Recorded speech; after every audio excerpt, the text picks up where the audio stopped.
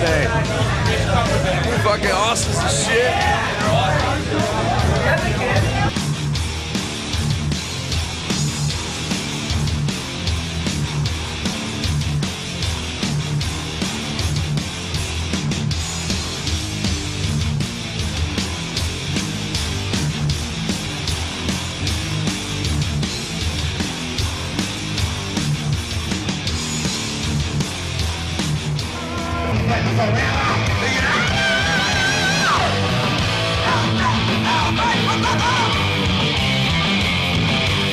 Okay, so we're at Headhunters for night 2. Night 1 was pretty bizarre.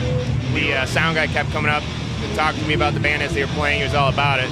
Turns out it's Billy Milano from S.O.D. Ladies and gentlemen, please welcome S.O.D.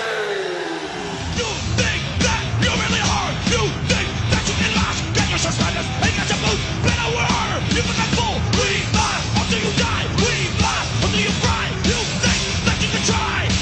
Can you go? The Milano Mash.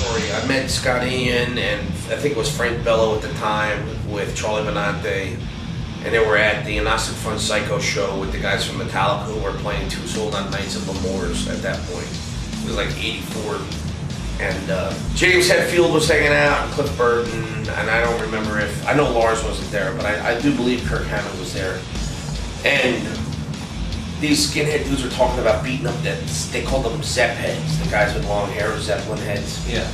And I was hanging out, and I was like, you know what, that ain't gonna happen. I'm not gonna let that happen. Seavies is Ardmore, not this, all these motherfuckers, skinhead Nazis from, we were never Nazis, we were knuckleheads. There's definitely a difference. So basically, these guys were gonna beat up the guys in Anthrax and Metallica. And so I walked up to them guys and I said, look, there's a couple guys that are gonna beat you up, try and jump you because you have long hair, stay together, we got your back. Basically sat around and told these guys when they started walking up to the guys with hair, the Anthrax and Metallica guys, that if you touched them, you're gonna have a choice of walking out or crawling out at a CBGB's. At that point I had been bouncing in CBGB since '81. So I was like, you could walk out or crawl out, what do you wanna do? And they go, if you walk out, you can come back. If you crawl out, you ain't never fucking coming back. So they took the fucking high road and walked out, and that was the end of it. Oddly enough, I was playing bass in the band, and before that, Cliff Burton walked up to me and said, you're a great bass player. And I said, I'm not a great bass player. I just like what I do. And he said, well, that's because that's what makes you a great bass player. I was playing Summertime Blues by Blue Cheers with our closing song for the Psychos. And when Agnostic Front was playing, all you saw was this puff of blonde hair headbanging like at the back part of the crowd. And it was James Hetfield, and I was like, hey dude, come here.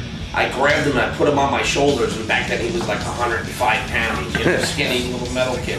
And I brought James Hetfield around in the pit at CBGB's. It was his first pit mosh. We used to do that. We did chicken fights. It was probably his first experience in a hardcore pit. Yeah. But I know it was pretty fucking funny. A lot of people don't believe that story, but that is absolutely truthful. So people are very respectful to me, you know. They can talk shit about me all day long, but when I'm standing in front of them, I mean, I'm not a giant, but they can tell, you know, what's up. All right. So people are very cool with me, you know, and I'm a very genuine, cool person, you know. The whole Billy Milano, you know, persona of being this crazy fucking pugilist, you know, running amok through clubs, it's exactly what it is. It's an aura that's put on for show.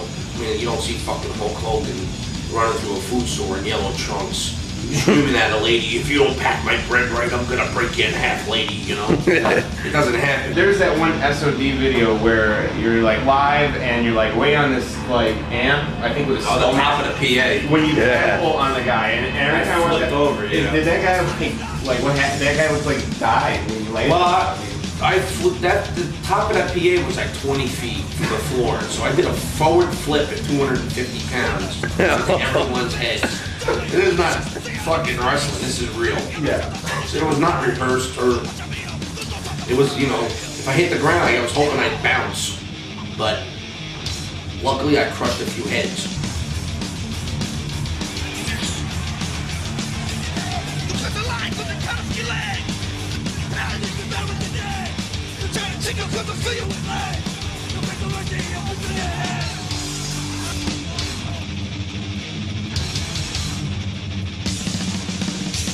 And when I landed in the audience, I wanted to climb out, and I had a mask on. I took the mask off, and some kid was holding it. As I was climbing out, I was like, let go, let go. He was like, no. And I took my microphone and I beat him on the head till he let go. But he let go.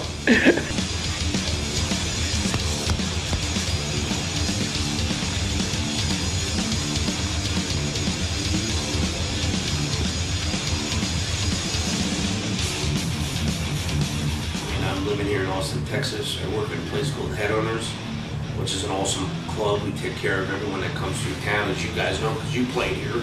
We did an amazing show. My new band is awesome, Enough About the King. And, you know, I'm just looking forward to getting to the next phase of my life, you know. Hopefully, when I get back on the road, you know, with the new band, I'll get 20-year-old groupies again. Well, this band here on stage played last night. They're called Downtown Brown from Detroit. But they are fucking great. Watch this show. This is the best show I've seen in this club in our 4 years I've worked here.